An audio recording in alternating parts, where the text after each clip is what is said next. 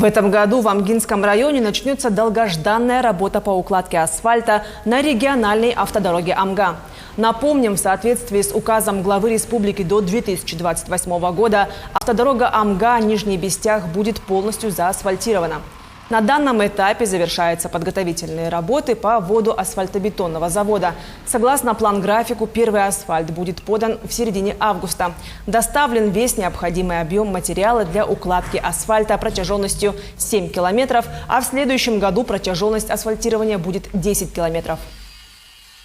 На заводе подготовительные работы выполнены на 90%, материал завезен тоже ориентировочно на 90%, перевозки не останавливаются, продолжаются. По заводу у нас ожидание подключения электросетей, и по итогу мы уже будем готовы запуститься.